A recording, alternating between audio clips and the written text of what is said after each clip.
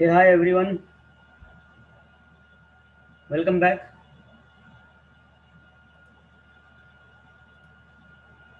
Is the audio good?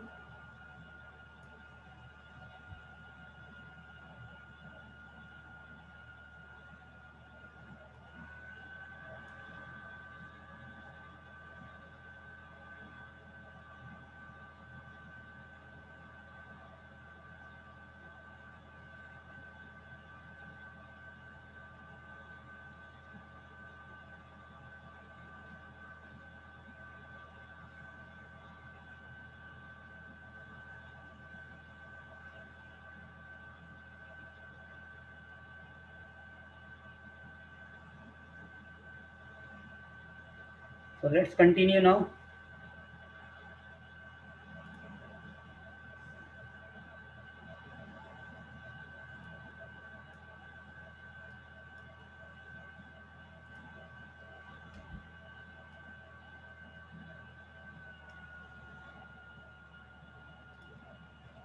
So as I said yesterday, the iOS which I was running in my GNS3, it was not supporting that IPv6. The commands on the client side. So I configured evng, and in evng now I have a topology. So let me start this topology now. I just kept three routers. I just wanted to show you that IPv6 DHCP stateful IPv6 DHCP, right? So let's start all the nodes. So same thing what we will be doing. R3 will be our DHCP server, and R1 and R2 router 1, router 2 will be our clients.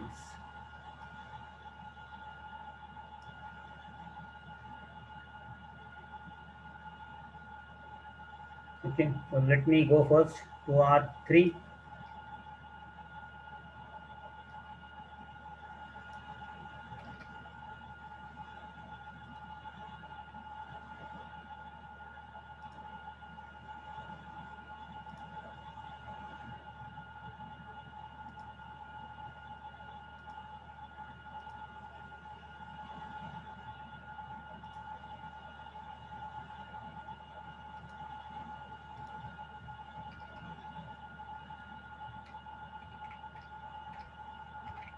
So IPv6 interface brief. Let's see. So if you see, there is no configuration as such on R3. So let me configure R3 first. I enable IP unicast routing. Then I go to the what's the interface as per the topology. It is basically in evng we don't have fast Ethernet. It is E0/0.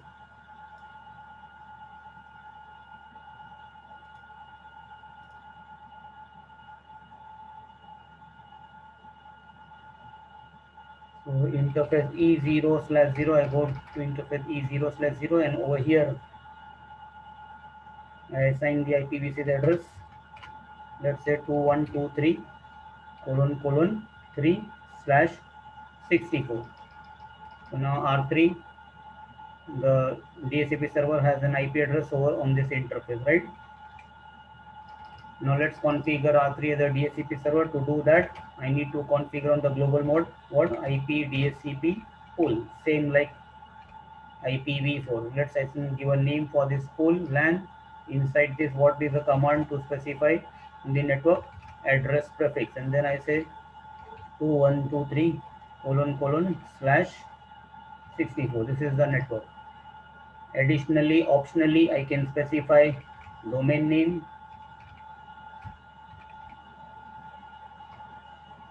Is there some DNS server? Can I specify DNS server? Yes, you can specify DNS server, whatever is the DNS server IP. Let's keep it maybe like something like that, 2123 colon colon 3, or it could be anything. Okay. Hmm.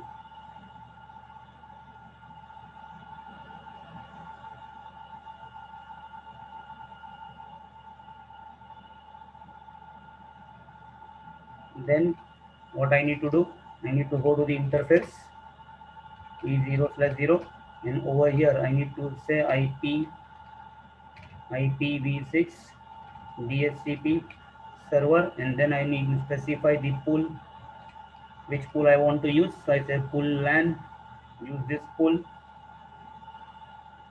And as I said now, if you put question mark, there is an option called as what, rapid commit.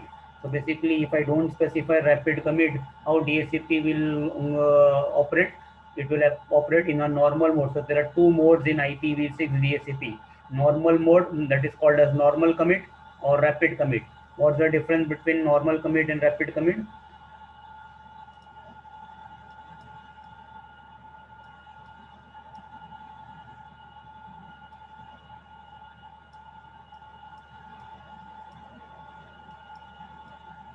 There are four messages.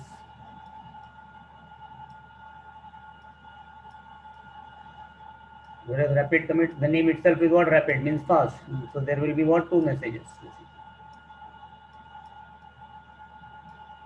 What are the messages? It's basically SAR.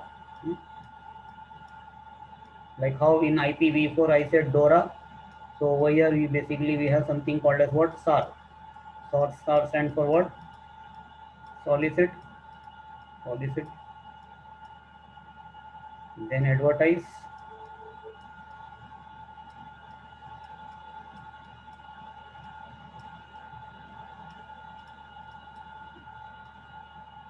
This is same like earlier IPv4 DHCP request. And instead of acknowledgement, you have basically, instead of A, you have again R. This is reply. And over here, in this two here, you basically have only S and R, only two.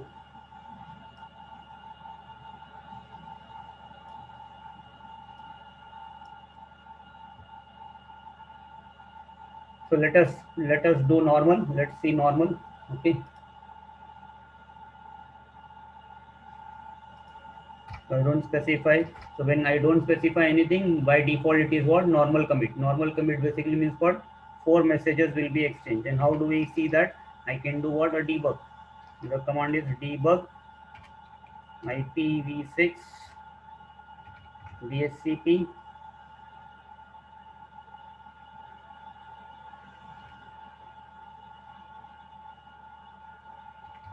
detail, or I can even specify, I think there's one more option. No, only that.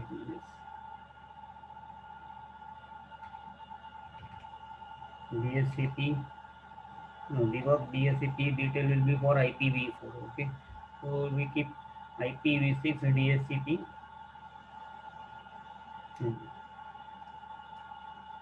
And now let's see, is IPv6 maintaining some database binding state table? Yes, you see, but right now nothing, because R3 has not assigned anybody any IP address. Okay, now let us keep this over here.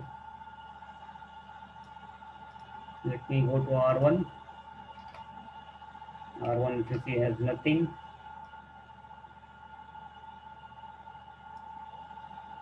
Let me get R2. R2 also doesn't have any configuration. Let me keep it over here. R1.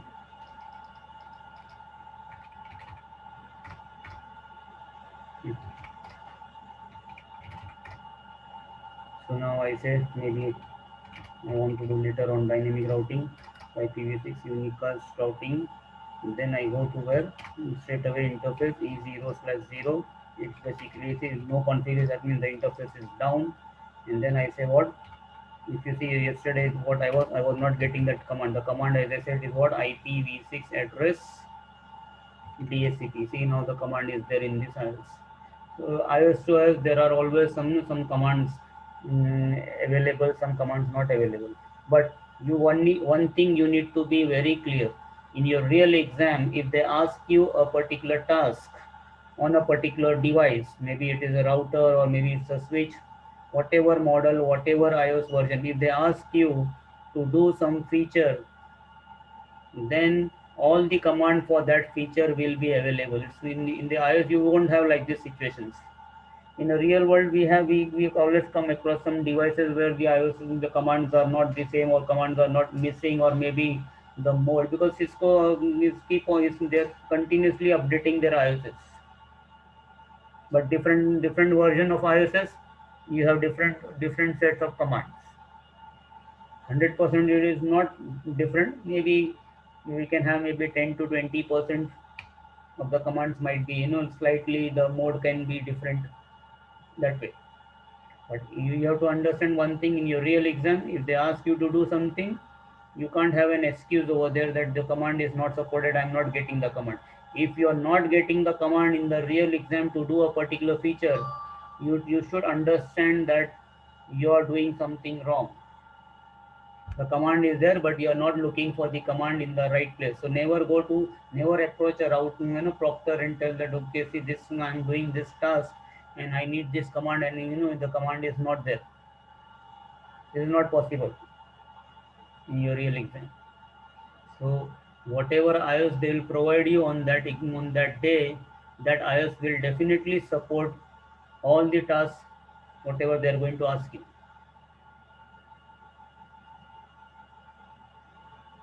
So now see, R1 router 1, I am saying IPv6 address DHCP.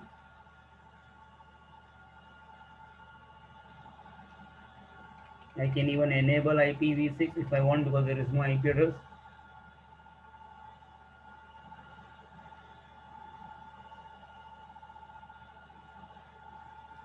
And there you see there is already some config, some exchange of messages. So R3 debug has already fired. And if you let's see now what R3 debug has fired.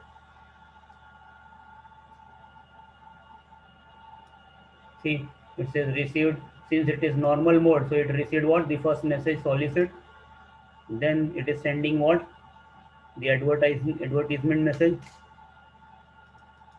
So there should be some advertisement message. There is the second type. See, type advertise, the second message. It's advertising, okay, this will be your domain name, DNS server, whatever we configure fields has been applying, and it's saying this is the IP address, I'm advertising.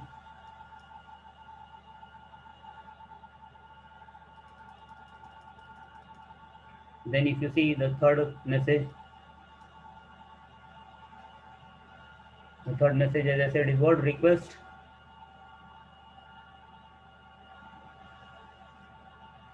And finally reply.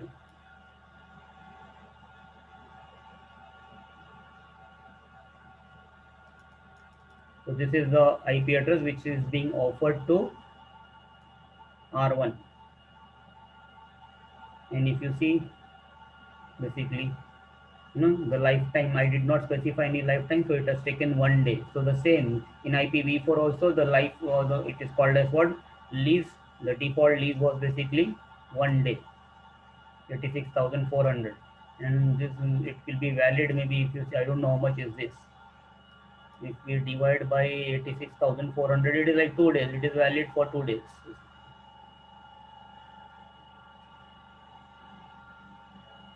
Minimum 1 day, and it can be valid for 2 days.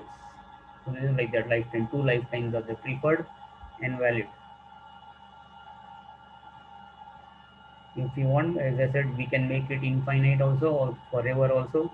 So all this information has been forwarded to R1. So let us see R1. Is R1 having? Did R1 get the IP address? So do show IPv6 interface brief on R1, and you see R1 IP address. Is it matching? 34C, ending in 34C. Over here, is it ending in that? F8 3D.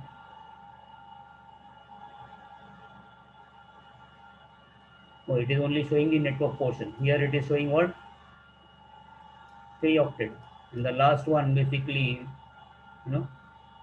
R1 is saying that is R1's IP address is ending in what? 34C. And as I said, now when R3 is assigning this IP address, is it maintaining a table? Yes. So show IPv6 DHCP binding, and there you see it is telling, okay, this is the client, who requested me, you know, message, and then I am offering him 34C. This is the address being. So this is called as what? Stateful DHCP. Why? Because now there is somebody who is maintaining, who is storing the information.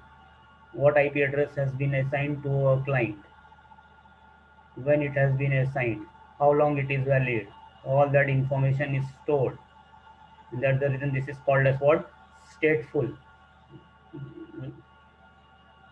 Yesterday, what we had seen?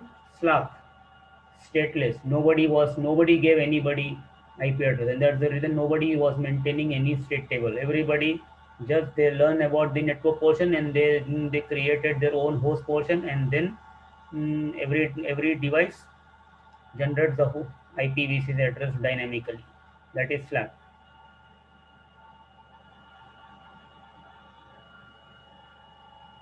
Clear, guys? Same way, if I go to R2 now, if you see right now R2 doesn't have anything.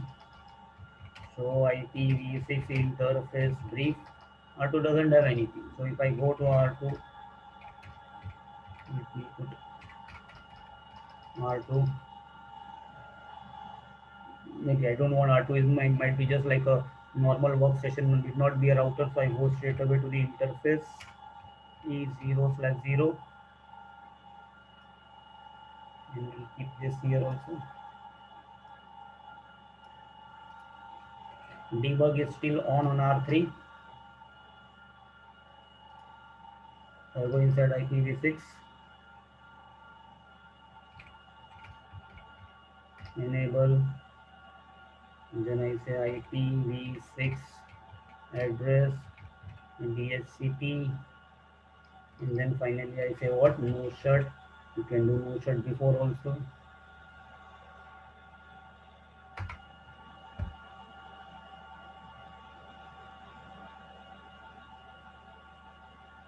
And there you see again R3 debug is firing, and R3 is telling that okay, sending reply, that means the last message SAR, SARR, SAR.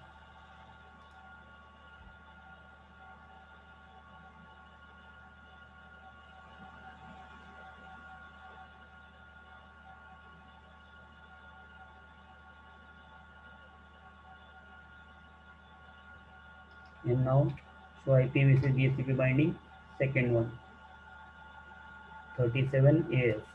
Did R2 get this IP address?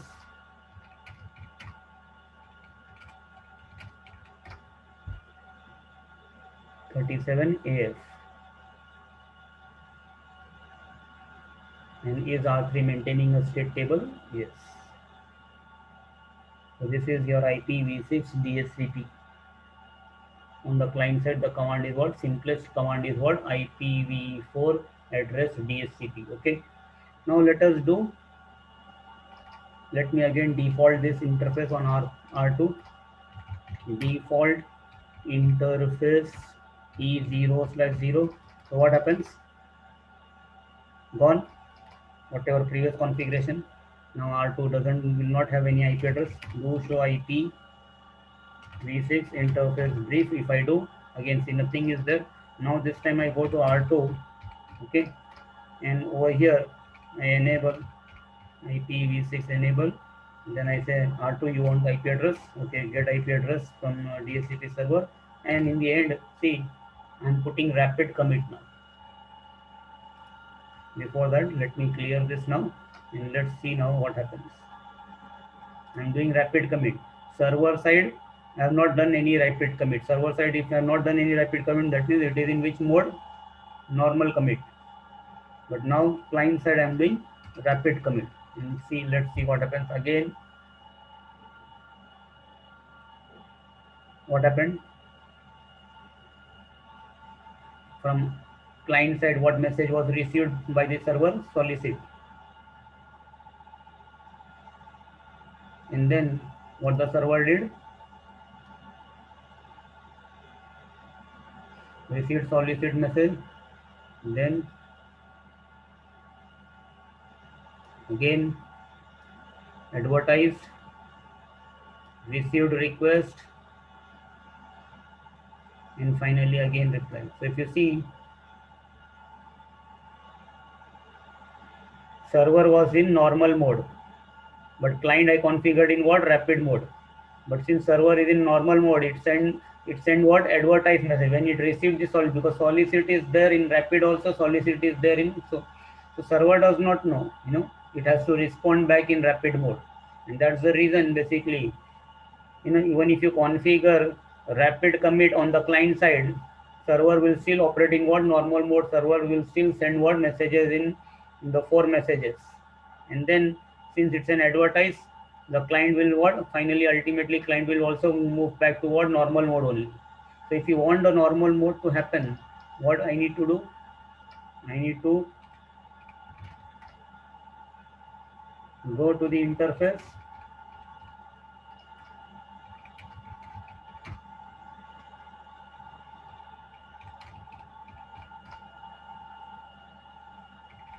Let's this time remove that.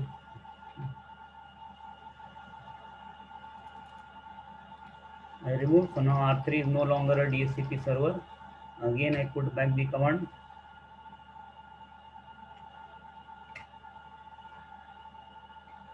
and now on server side also I say what, rapid commit. So now this time R3 will be in which mode, server is in rapid commit mode. And now again let us go back to a client. This time I go back to, let's say, R2 again default the interface. If I default the interface, again previous configuration all gone. Again go back to the interface, and now let me get the command again.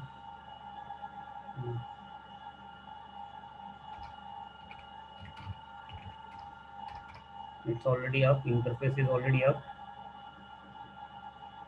And now let's see what is happening. Reply is always there, solicit is always there. Now how many messages, let's see. First message, again solicit messages is there.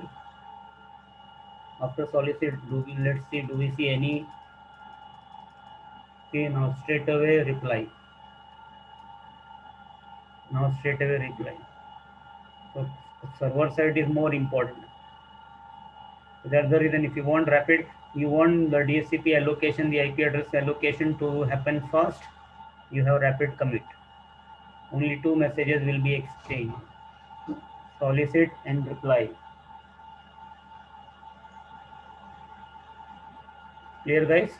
So I have demonstrated both modes, normal commit also as well as rapid commit also.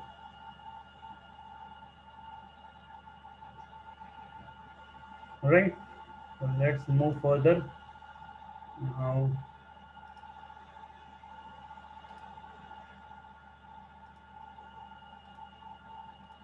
that is DHCP IP addressing assignment complete. Now, as I said, I wanted to show you what, dynamic tunneling. So let me open my GNS, because we already have that configuration.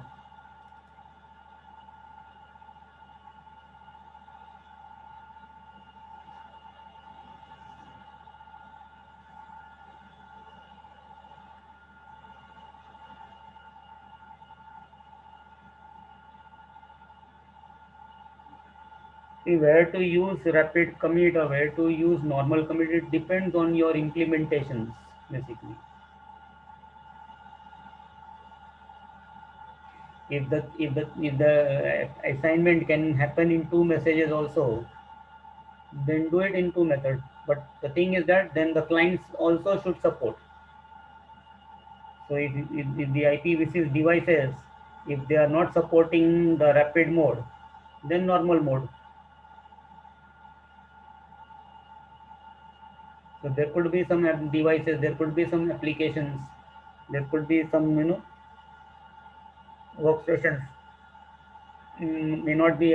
Again, ultimately, it all depends on the iOS basically, the versions, the operating systems which are running on the devices. If the operating system is not supporting rapid commit, then normal commit will be there.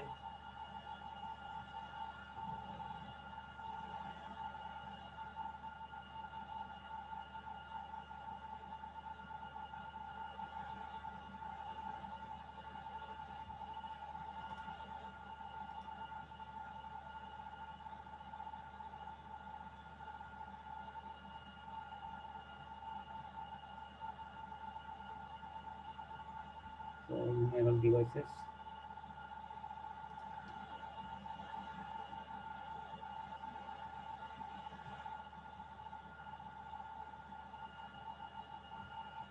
So by the time the consoles are coming, so let us have now. Yesterday we had seen what the GRE tunnel. What we do basically is basically point to point tunnel. It is point to point in IPv4 also, and it is point to point in IPv6 also. So if you have maybe two locations, three locations, we can do point to point and get our job done.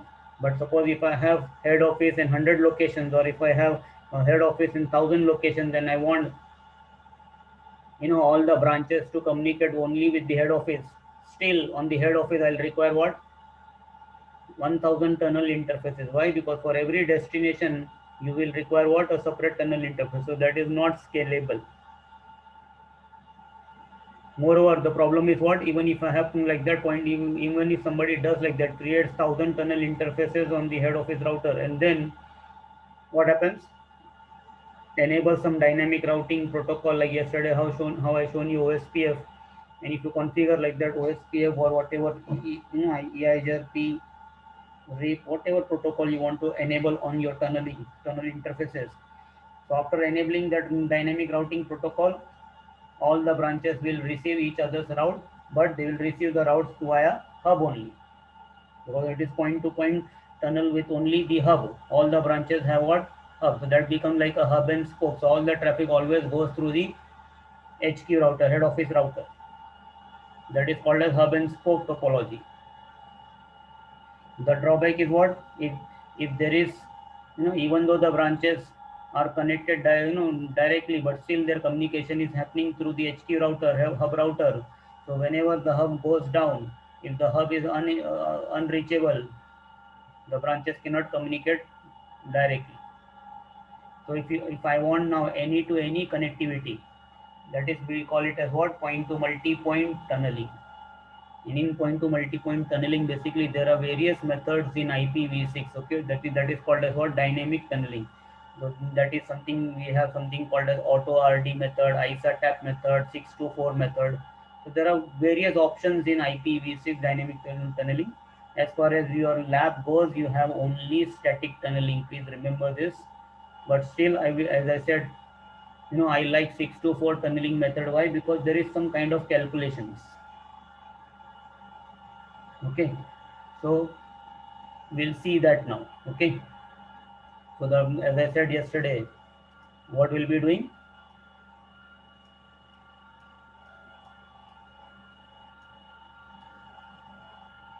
the method is called as what, 624 dynamic tunnel.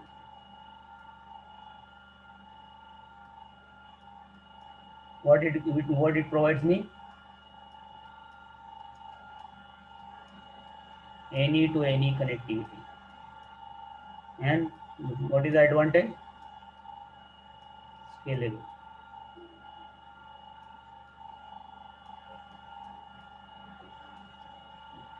Now, before I do this, what is the most important thing? First requirement is what? There must be what? Already some reachability. IPv4 reachability also already has. So suppose we have internet.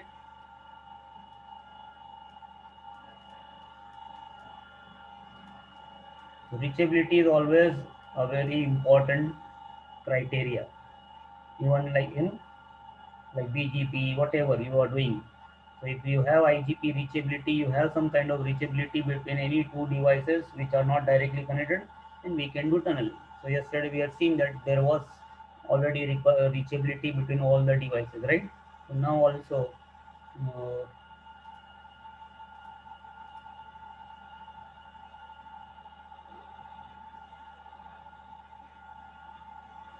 so let's say we'll set up a tunneling between where R10. Let me put up some.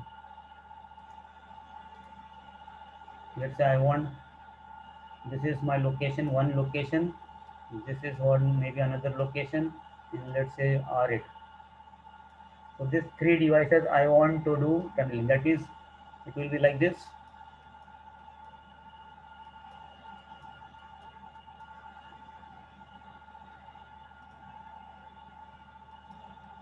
any to any. So if you see now, how many tunnels are required? R10 to R6 one tunnel, R10 to R8 maybe another tunnel, and R6 to R8 maybe one other tunnel. So basically, if we do like only three locations are there, can I do point to point tunnel also? Yes, I can do point to point tunnel also on R10, R6 and R8. But then how many tunnel interface? This will be one tunnel interface and this will be two. If you see on every device, there will be two interfaces. So if you have only two, three locations, four locations, up to here it's okay. But just imagine now, instead of three locations, you have 300 locations. Then what will happen if you do point-to-point tunnel? Every router you'll create what? Maybe 299 tunnel interfaces. Just think, every router will be having like almost 300 tunnel interfaces. Every router, if you have like that 300 locations, not scalable. Over here, it will happen now what? Scalable. Okay, let me just first remove this.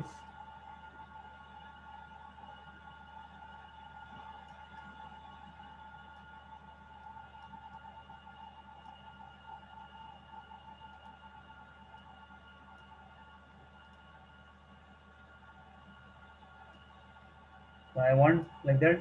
There is some loop back here. There is some loop back here. There is some loop back here. IPv6. We are talking about IPv6 now. So this is what is I want. And now we'll consider what this whole thing is what internet. Let's say we'll call this as what this is internet.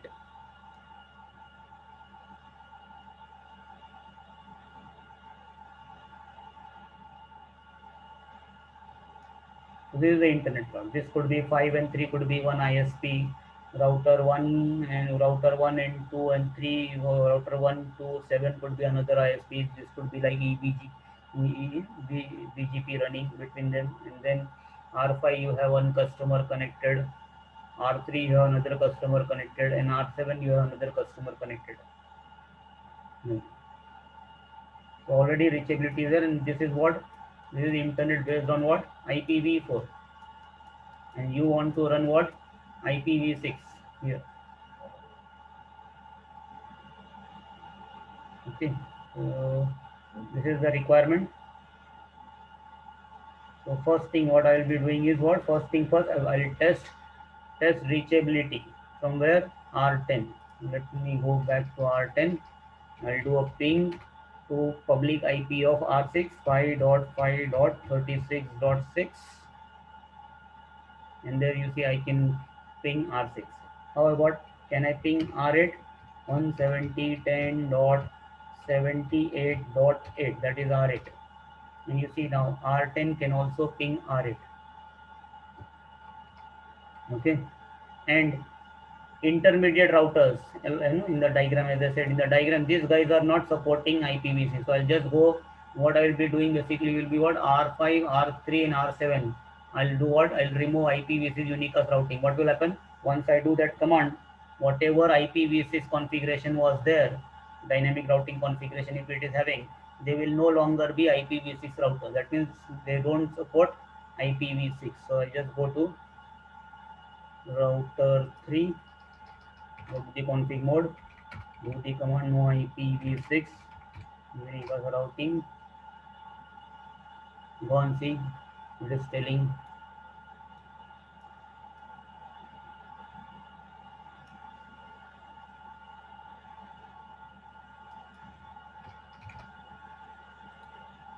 R5 also gone, OSPF was running, something was gone. Since I go to R7,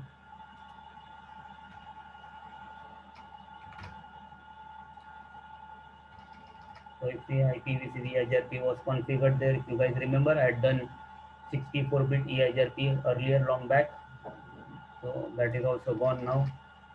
So all these three routers, they are basically ISP routers, let's say internet routers, they don't support IPv6. So if they don't support IPv6, I cannot do IPv6 from end to end. So what I need to do, I have to what? Tunnel my IPv6 traffic between these three devices.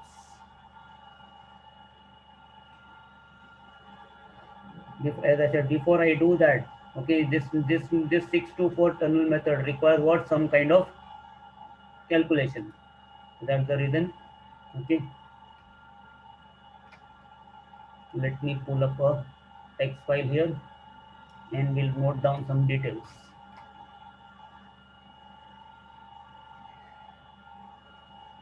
In first requirement was what? Reachability, right? That is there. We already checked. It's verified. What is the second requirement if you want to do 624? Let me just put up what basically we are doing. 624 tunneling, right? So this is the tunneling we want to do. So in that, what is that? All your devices must have reachability. Then what is the second requirement? The second requirement for 624 tunneling method is what? You have to use IP address from a, there is one global IPv6 address which has been reserved for 624 tunneling. What is that? 2002 colon slash 16. This range, this IP address 2002. That's the reason, if you guys remember, yesterday I said what? I'm not on R2 router, I'm not going to do 2002 because 2002 is actually a reserved address. Even though if it is starting with 2, that means it's a global public IP, but this public, in the public IP range, one IP address has been, one particular block has been reserved for what? 624 tunneling method. So this whole range has been resolved. Means after 2002, second octet, third octet, fourth octet can be anything. But all the IP addresses have to be what? 2002. So if you want to communicate, you want to create your own networks here behind. Ultimately, this is the ultimately, you are not using any public IP addresses. You don't require any public IP addresses because at the end of the day, you're sending a traffic what tunneled inside IPv4 because the internet right now is not supporting IPv6.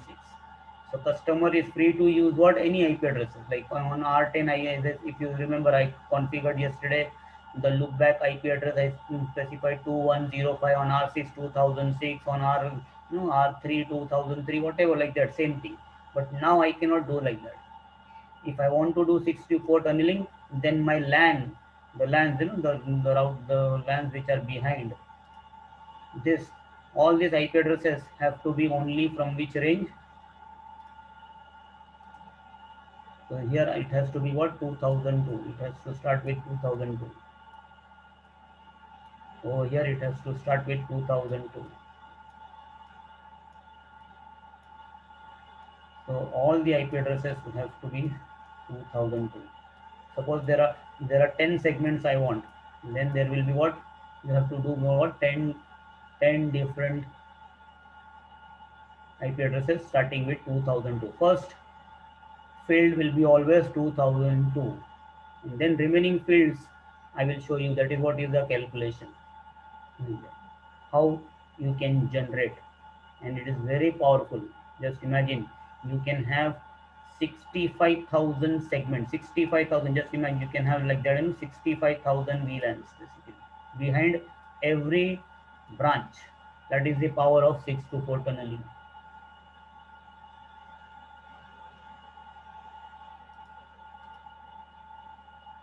So it has to be what? 2002 started. Okay. So let us write down first R10. Right now R10 is public IP. What is right current public IP? R10's public IP. It is basically I don't know. It is basically I think 170.10 dot. It's a link between 10 and 5. So I think it should be 105.10. This is the IP address slash, I don't know, it is slash 28 something. Let me check. R10. First of all, IP address is yes, 170.10.105.10. Yes. And what exactly is the network? If I do show IP route connected, it is 105, yeah, slash 20. Doesn't matter. Anyways, subnet mask right now doesn't matter. It could be slash 30, doesn't matter.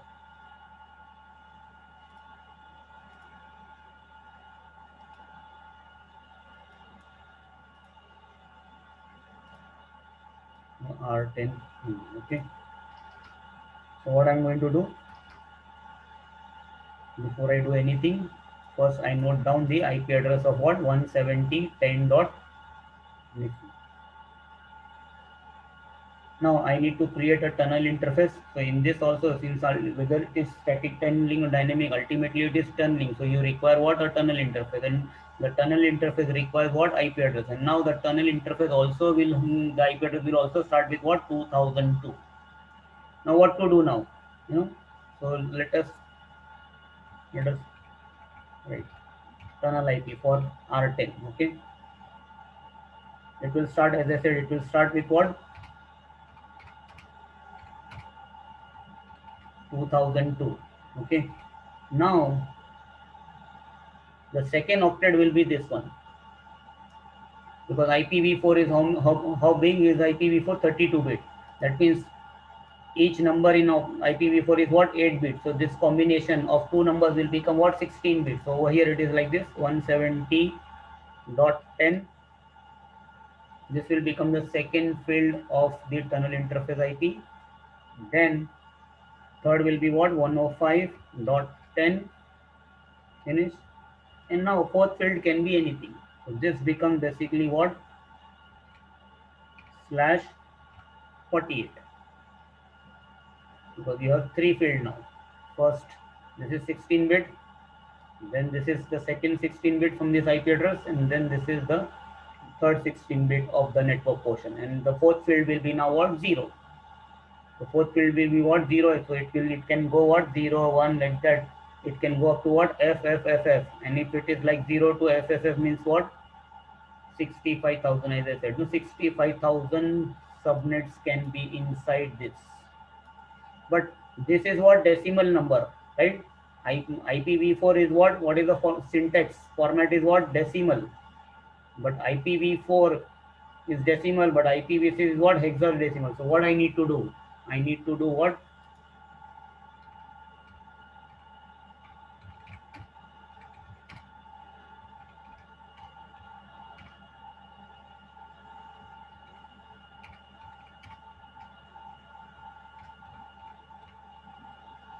Hexadecimal. This is the requirement. And that's the reason I need to convert what? First, I need to convert what? 170. So 170, I need to convert and get the hexadecimal value. How I do that? I already shown you one method. Let me just erase this.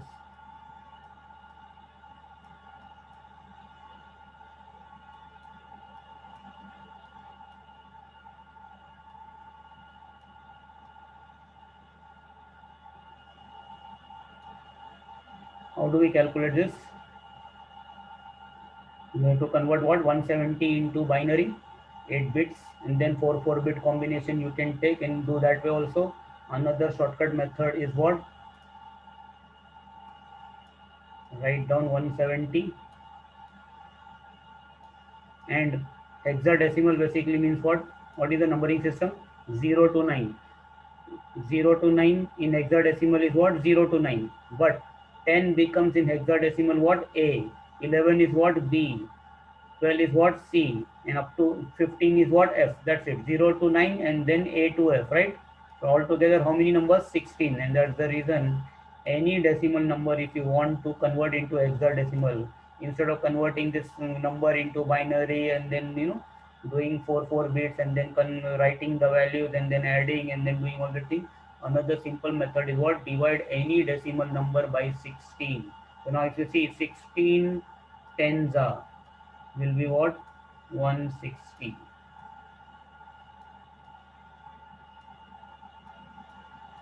What do you get? 10. Since it is less than 16, you cannot do any further division. Okay, no problem.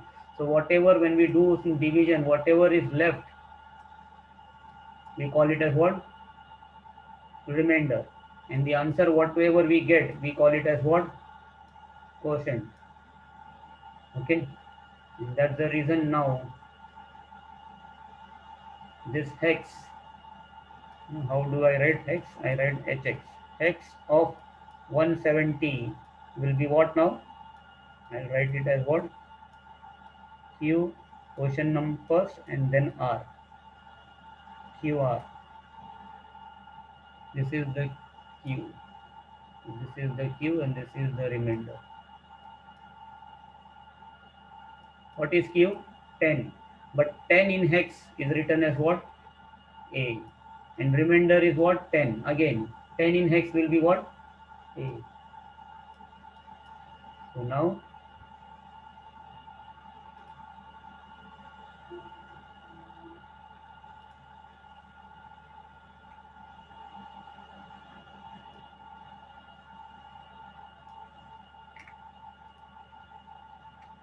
now 170 gets replaced by what?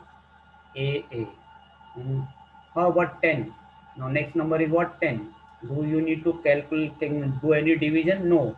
10 in hex will be written as what? A. But we have to put what? Two values, two numbers. So it will be what? 0A. So 10 becomes what? 0A. Why? Because hex, you have to write what? Two characters, two numbers. So 0A, preceding 0. It is 10. 10 means A, but I can't simply write A because the field is what? 4 digits, 4 characters. So I have to write what? Preceding 0. So it becomes 0A. So this is how I get what? The second bit. Now next is what? 105.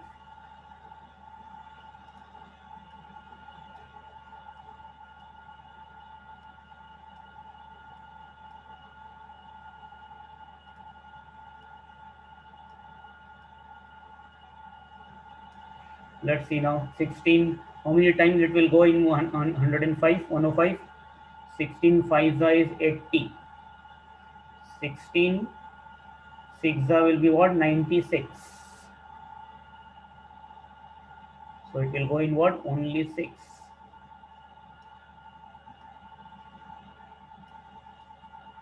What's the remainder now? Remainder is what? How much?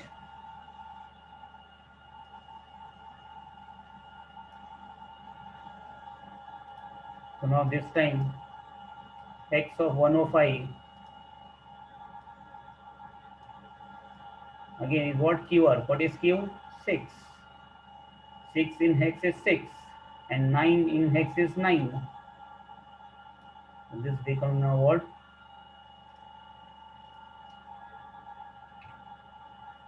69. And then again fourth number is what? 10. 10 basically we already know it will be what? 0 A. And this is your 624 tunneling, like you can say your major network slash 48. So 2002 already it is fixed, and then I get the next 32 bit from where? The public IP of my outside interface, the interface which is going towards internet. And now, but IP address for the tunnel, actually this become what? The 624 IP. Like you should not write it tunnel, it will be basically what? 62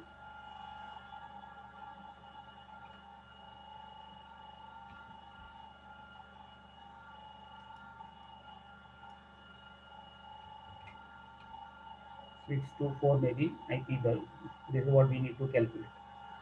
It is 624 tunnel. Now what I do? I require what? Tunnel interface. So tunnel IP. What I do?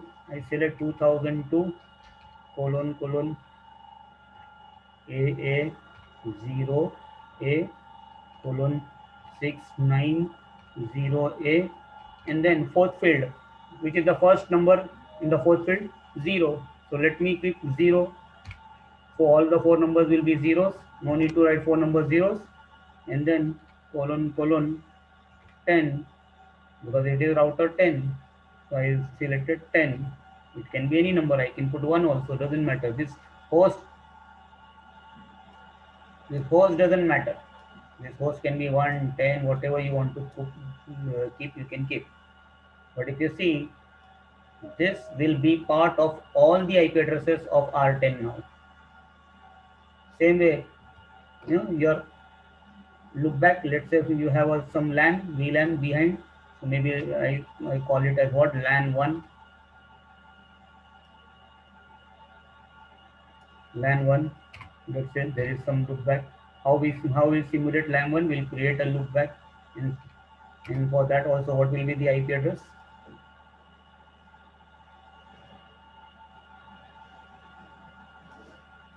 Copy, paste. But now the second interface, I can't put the IP again. Same thing. Previously tunnel IP is here. I can't put again 0. So fourth octet will be what? The first LAN, maybe I put what, 1. If I have one more look back which I want to advertise, let's say it's a LAN 2.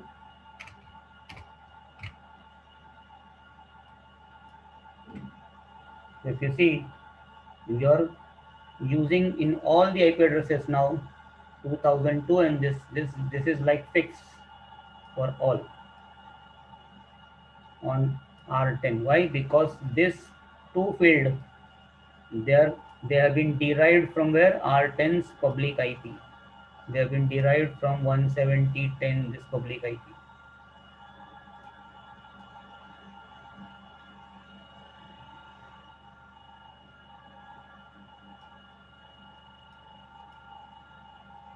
Here, how to convert? I have today shown you a shortcut how to convert a decimal number into hexadecimal by dividing the decimal number by what, 16. Instead of converting to binary, then taking first 4 bit, then second 4 bit, then writing down the bit values, then adding the values, then converting.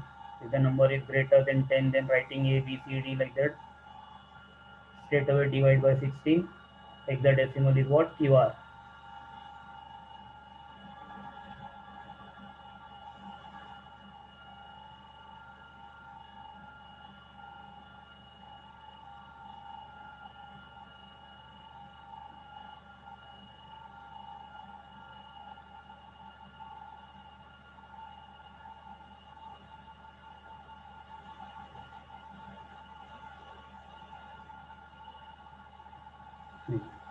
So once I have calculated this, what I will do now?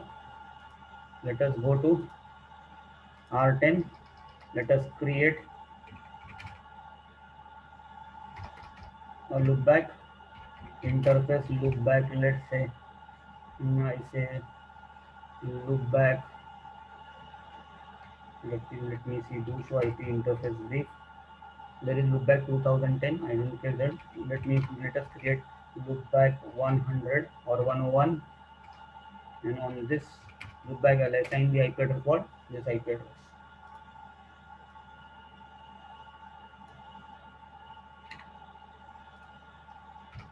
So I created one look back. If I want to create one more look back, interface look back 102,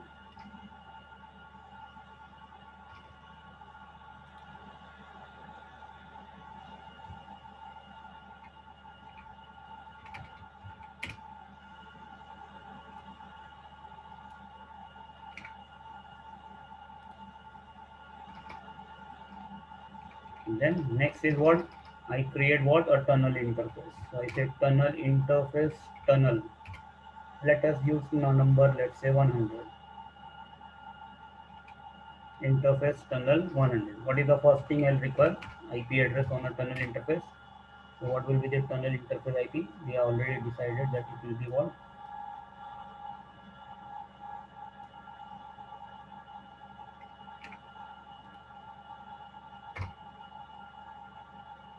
Then tunnel source, what I should do? Tunnel source has to be what? My public IP 170.10.105.10. And now, what will be the tunnel destination? Am I going, is R10 connecting to only one location? No. Now what I want is what, scalability. That means destination will be what, anything. So how do I tell that? I say, I don't say tunnel destination. Now I say tunnel mode. IP v6.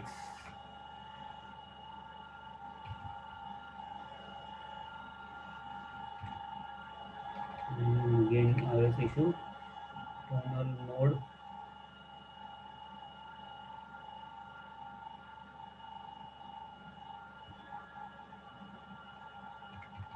Let's say GRE IPv6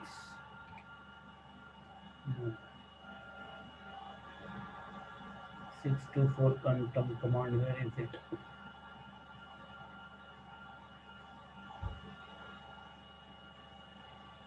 Okay, right.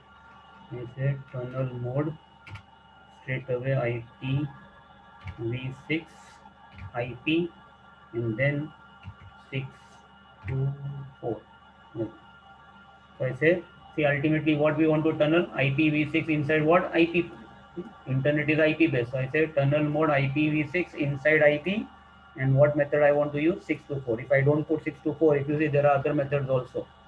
As I said, no, there is ISA tab, there is something called as auto RD, or which is also called as 6RD. So there are various methods of tunneling, but in all the other methods there is no such calculation.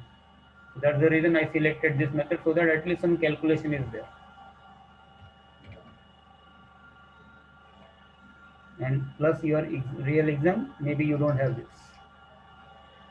So I said tunnel mode 624 icon. If you see, the tunnel state has gone up. My tunnel interface has status has gone up. Finished? Done. Okay. Show IPv6 interface brief. If you see tunnel 0 last, it is up. Can I ping my tunnel IP? Let's try. Ping. See, I can ping my tunnel IP also. If you are pinging this tunnel IP and if it doesn't ping, you have to understand that this calculation what you did has gone wrong. If this calculation, this conversion of 170.10.105.10 is wrong, then all this is not going to work. So while calculating this hexadecimal, you need to be careful. Okay, so similarly, let's do the same thing for what? The other router, R6 public IP. What is public IP? 5.5.36.6, right? So now 624 IP will be what? 2002. As I said, it will be colon 5.5, then colon 36.6 colon slash 48. This is what I need to calculate, right? 2002 remains same. Colon 5 in hex will be what? 05, because we require two characters. So preceding 0. Do I need to write preceding zeros?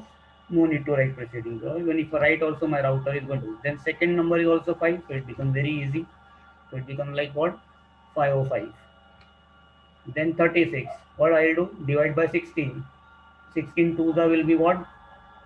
32. 36 minus 32, 4. So quotient is 2, remainder is 4. This becomes what? Hex. 36 hex is what? 24. And then 6 is what? 06. Finish. See, this is how mentally you should be able to do the calculation. And then this become what? My base network. Now fourth octet will be what? 0, 1, 2, 3, like that. It can go up to what? 65,000. All each and every interface on R6 now must contain what? This. And if this calculation is based on this IP, if this is the IP, and if this is the calculation, if this calculation is not correct, then my 624 tunneling won't work. So now same thing, let me keep it here, R10, let us get R6, let us have R6 over here.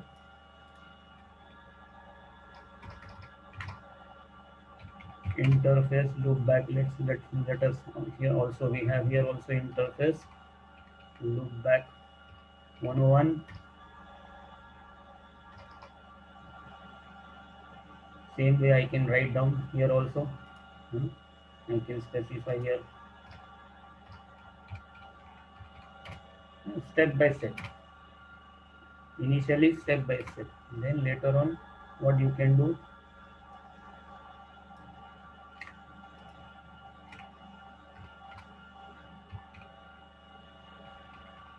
it is 6, so I'm putting ending in 6, and then over here it should be what, 0, the first submit. I can say this is like submitting, not actual calculation. Just start straight away, start fourth field, start from 0, 1, 2, 3, like that. You can have up to how much, f, and that results into what, 255, 255 times, that is 65,000. 65,000 subnets you get in this 48 bit. This is the power of IPv6. Just imagine one field can give you 65,000 subnet, and that is per branch. Like that, you have, let's say, 100 branches or 1000 branches, 1000 into 65,000.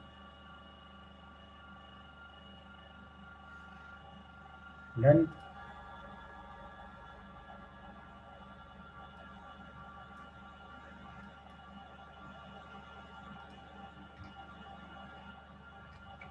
Maybe LAN 1.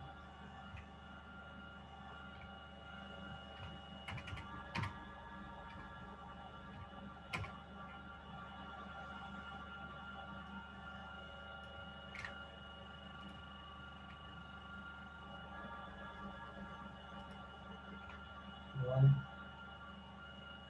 If I have one more LAN, another segment, second VLAN.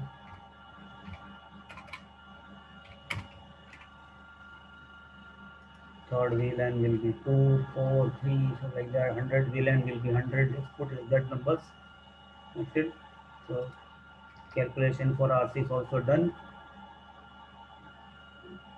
So LAN 1, what IP address I'll put, IPv6 address.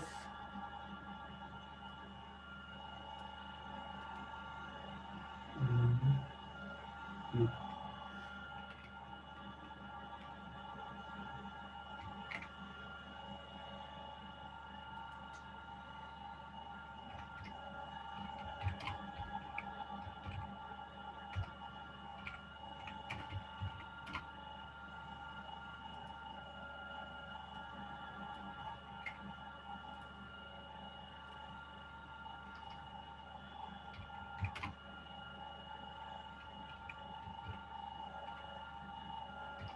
Second look back.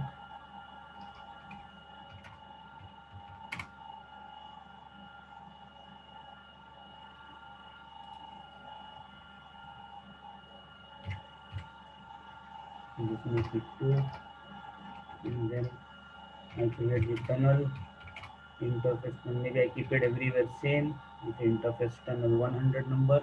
Need not be same, but if I don't keep same, then I won't have scalability, ease of manageability. So I say interface tunnel 100, IPv6 address I need, the tunnel interface needs IP address. Again I say, and I'll just make this 0, tunnel interface. Tunnel source will be what? My public IP 5.5.36.6, and then I say tunnel mode IPv6 IP 624. Then what I do?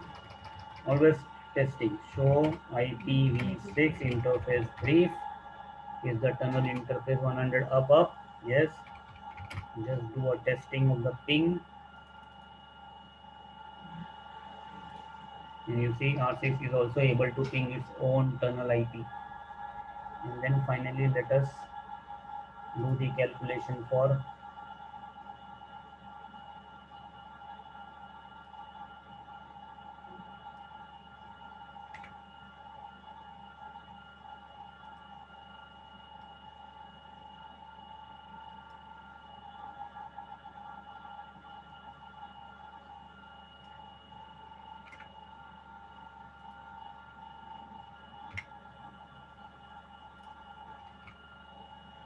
R rate. R8 public IP is what basically?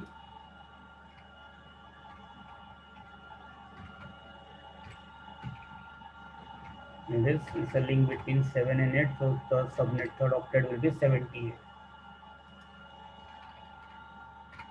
78.8,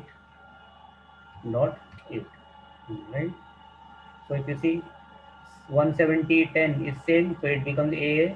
Now 78, I need to calculate what? Hexadecimal.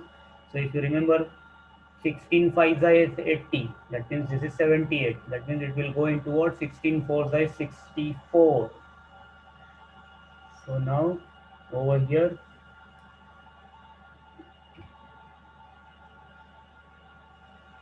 16 4s are. So my quotient is 4, and then 78 minus 64. It is what? 14. 14 in hex is what? E. And then 8 is what? 08 hex. Decimal 8 is 8 in hex also, but we write it as what? 08. So this becomes now what? My 624 IP.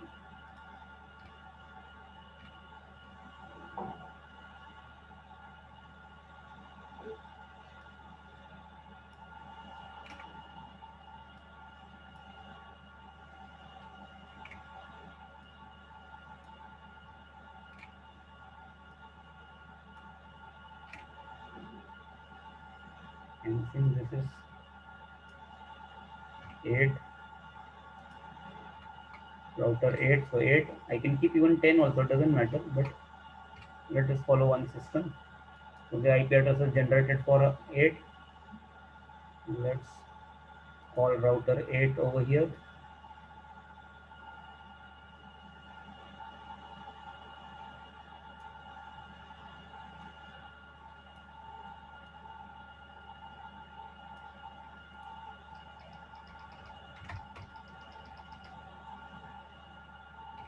Interface loopback 101 IPv6 address.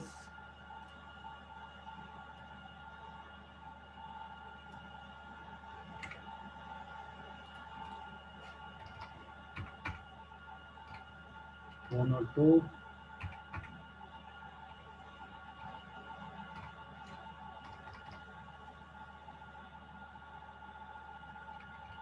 Then I create the tunnel interface tunnel 100.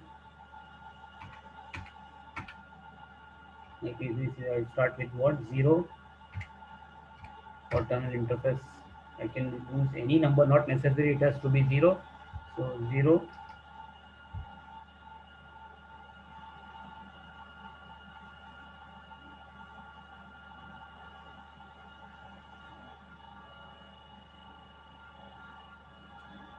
Tunnel source will be my public IP 170.10.78.8. Maybe I should check also, is it same thing? Yes, 78.8. And then there is no tunnel destination because this is dynamic. So tunnel mode IPv6 IP 624.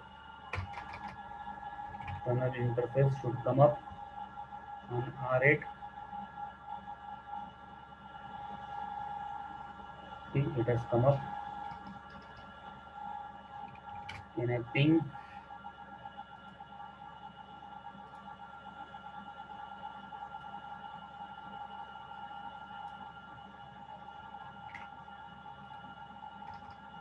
So R8 also can ping its own loop back. Now all the three routers, they are able to ping their own IPs, their own loopbacks, right? They can ping their own IP, right? But can R10 ping R8 IP? No. Why? Because they don't know right now, right? So they can only ping their own IP, but they cannot ping right now others IP, others tunnel IP, because first of all, there is no route. So if I do show IPv6 route now, what I see? Nothing. I see only my directly connected networks. So how do I teach now? So I need to do what? Static route. So I will say IPv6 route, and I say, if you remember, all your branches, everybody's IP address will start with what? Everyone's IP address is starting with what? 2002. So I don't need to specify 100. If you have 1000 locations, you can't do static routing for 1000 locations. It's like a kind of summarization. So I say IPv6 route 2002 :/16 means anyway. I'm telling hey R10, you want to go in the world to any location starting with 2002 : /16, because only after that let it be anything. First 16 bit will be what? 2002. Use what? Use your tunnel interface 100. And now you can see the reason why I used everywhere tunnel 100. Why? Because I can simply copy paste from here the same static route, and then I go to R6, put the same static route, go to R8, put the same static route, because everywhere I have used what? All IP address starting with what? 2002. That's it. Only one single route on every location. One tunnel interface, one single route pointing for 2002, and outgoing interface I say use tunnel 0. And now let's see now R10. Can R10 ping this LAN of R8? Control C, Control V, and there you see now R10 was able to ping LAN 1 of R8. Can it ping second subnet of R8? Yes. Okay. So 10 can ping 8. I go to 6 now. Let's see. 6 can ping 10, 8. See. Oh, we can.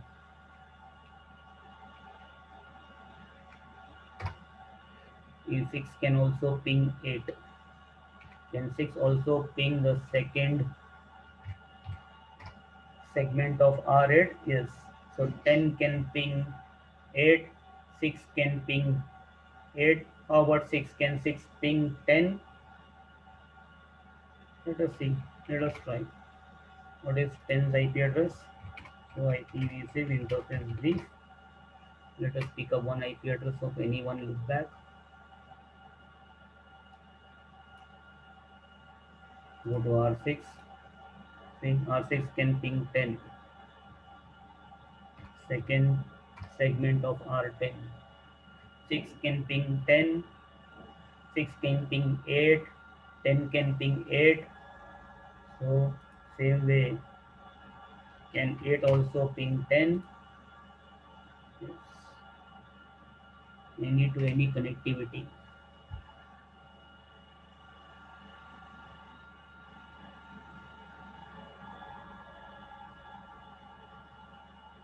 This is 624 tunneling. Convert the IPv4 address.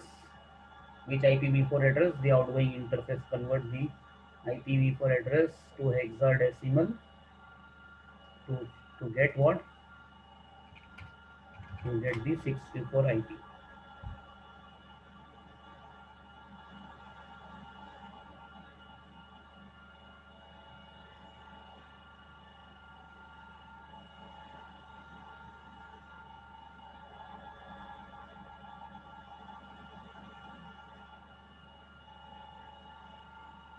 Very powerful tunneling mechanism. But all your IP addresses has to be what? Starting with 2002 only. So for 624 tunneling method, 2002 has been reserved. You cannot use any other IP address. So on the internet, nobody will have 2002 as a public IP. Why? Because IANA knows already that they have reserved 2002 for what? 624 tunneling method. So nobody will get this 2002.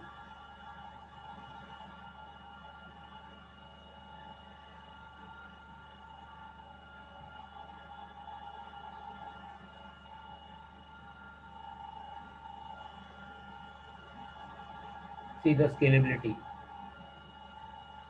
Any other location if you want, just identify the IP address of that location and bring it into the network. As long as all the devices are able to ping the public IP of that location, convert that location into what?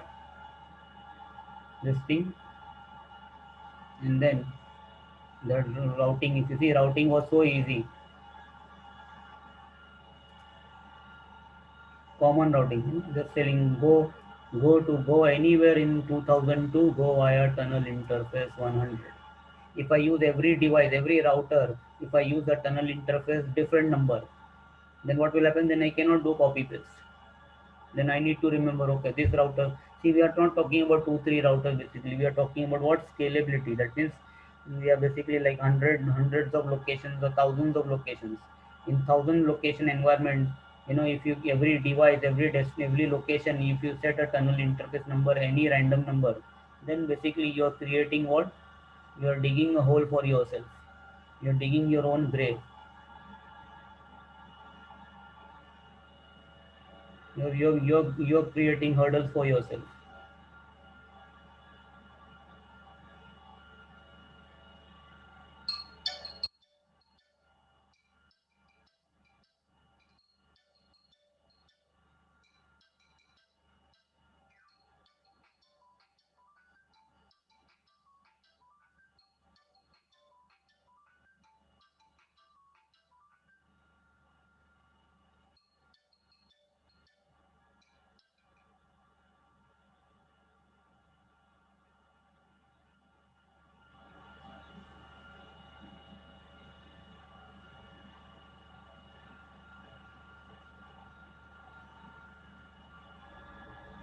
Okay, guys. Any questions now so far? So we have seen in IPv6, I have explained you how does an IPv6 address looks like, what are the types of IPv6 address, multicasting IP address, how they look like, how to identify the IP addresses, how to do IPv6 routing. I have already explained and demonstrated RIP version, RIP NG, OSPF version 3, EIGRP, traditional EIGRP, 64-bit EIGRP, route redistribution, route filtering, traffic filtering, summarization, authentications, BGP, IPv6 BGP,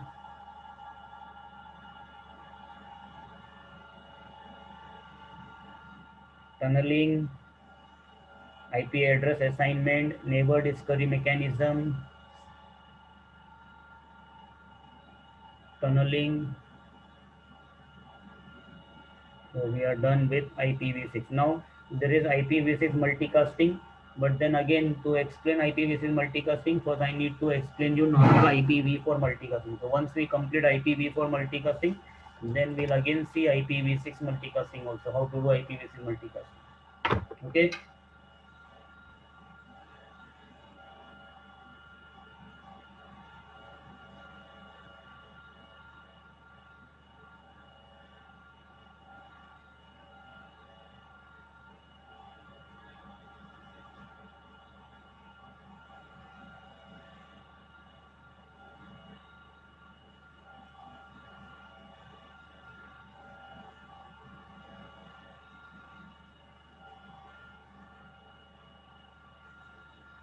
The end, this end number can be anything. It can be anything because it will always start from what? One. The first, every field, what is the first number? It is always 1 0 0 0 1. But what system I use? If it is router 10, I use 10. If it is 8, I use 8. In your lab, this is how the IP addressing is done. That's the reason I'm putting 10, 8. You can use 1 2 3, whatever you like.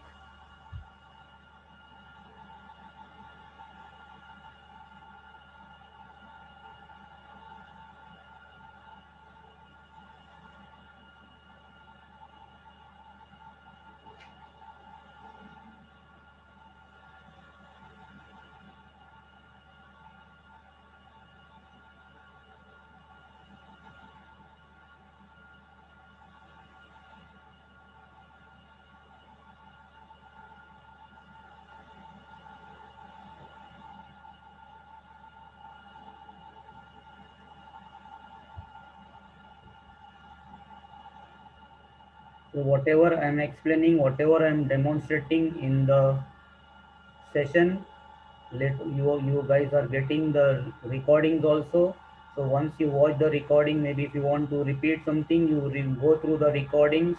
And I think by now you should have created your GNS or Eve topology, and you should have started practicing the task whatever I demonstrate.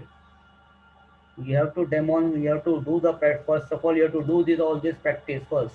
You should be able to now you know, without seeing, without watching my video, can be, if you are able to do a RIP NG, if you are able to do OSPF EIGRP redistribution, 64-bit EIGRP, maybe authentication. If I say okay, configure EIGRP authentication between R5 and R6, so all this thing will require time. Have, if you guys need to now, you know, speed up your practice. Once you know the technology, all this technology, how to configure and all things, then only you can think of the real exam. If you are not comfortable in this, then what is the use? How many times have you configured so far? Yeah, IPv6? Have you configured IPv6 EIGRP authentication in your real exam? In your real exam, suppose there is a task for IPv6 EIGRP authentication between two devices. So without watching anything, can will you be able to do? If you say that yes, whatever I've explained, each and every topic you have been practicing thoroughly, now you can do without seeing anything, without watching anything, then that means you are ready. If you're not, if you're not in that position, forget the real exam now. First practice this, what I'm explaining, all this thing, all the technologies. Will you be able to do BGP? Will you be able to manipulate the path? Are you comfortable in doing that? Are you be able to do peer group? Are you able to do backdoor? Are you able to do AS path access list filtering? Whatever topics are done, no, they are not just done, because out of whatever I explained, from this only the task will come in your real exam. So you need to prepare for everything right now.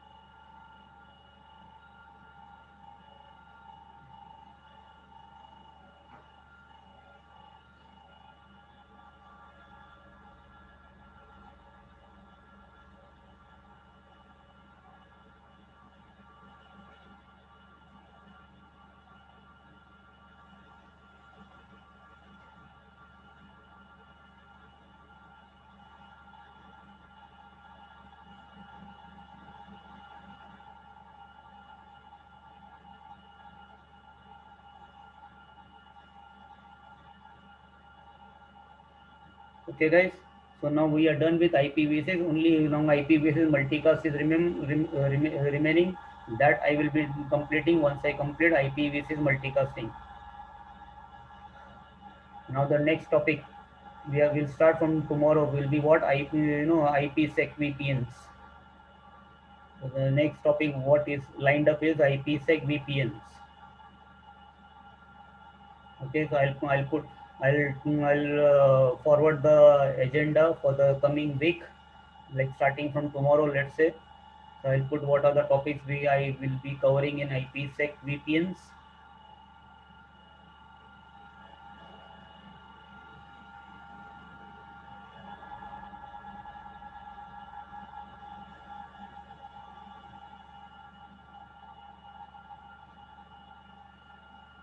GN is not connecting to VM. It's only the, you know, the firewall issue. You need to disable the firewall. You need to stop GNS everything. Restart your laptop with antivirus disabled. Then you start your GNS again, and then you try to and once you start your the lab, then GNS will connect direct automatically to the VM. Only thing is that you in the preference, in this GNS VM, this port number you need to remember. If you have put here 80, then it should communicate with on the port number 80. Sometimes by default it communicates on a different port, so you have to see what is the port it is using. So that same port you need to configure here. So this port must match. Sometimes it is 80 or sometimes it is 3080 or it is basically 8080. So this port and antivirus.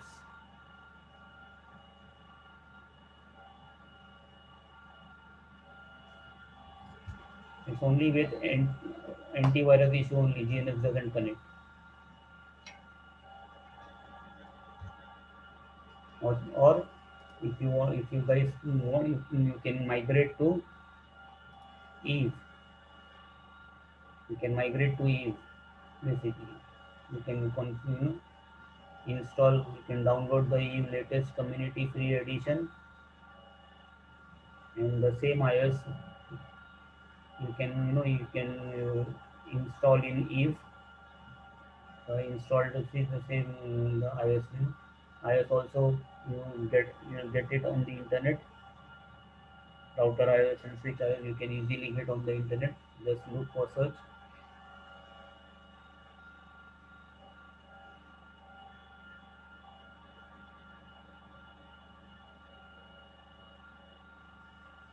You can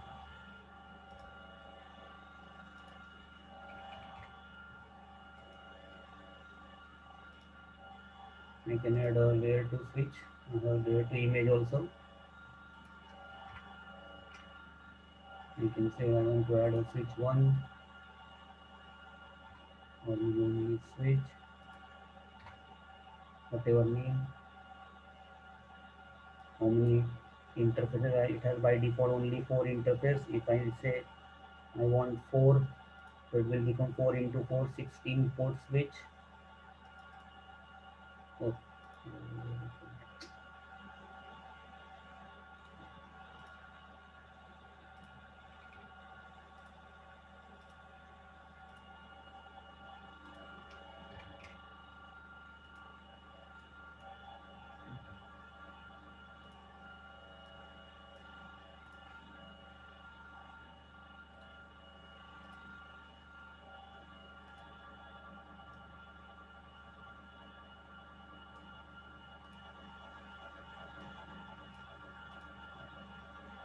so like that you can add a switch also. So if you like Eve, you can do your practice in Eve. If you like GNS, you can practice in GNS, whichever simulator you want, or something you can practice in Eve, something you can practice in GNS. Hmm. As far as the technologies which are on the routers, I find GNS to be better. That's the reason I always use GNS for all the topics which I need to explain on routers. In GNS, basically you can't have basically now even in GNS also you can have the switch, but it is again based on what VM.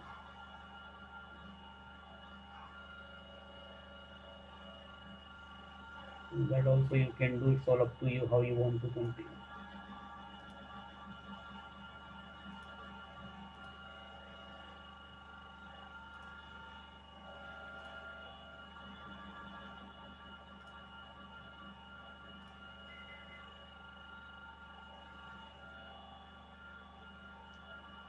15.5, the iOS version which I was using in Eve is 15.5, and the switch iOS version is 15.2.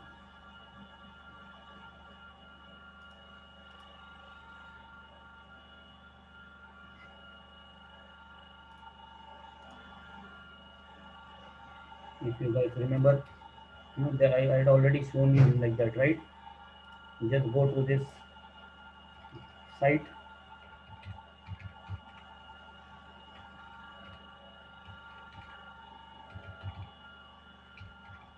You will get the images over there, networkrare.com, as whatever images you want. You will get the images over there,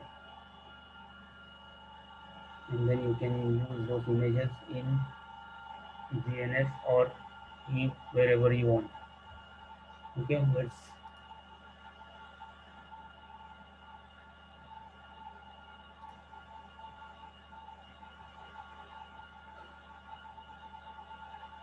so we end for today.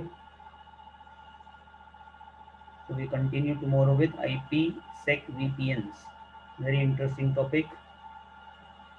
We'll see IPsec in IPsec VPN, site to site IPsec VPN, or that is point to point IPsec VPN. Then we'll see DM VPN. Then we'll see static VTI VPN, that is Flex VPN. So three types of VPNs we'll be covering in IPsec VPNs as per your exam blueprint.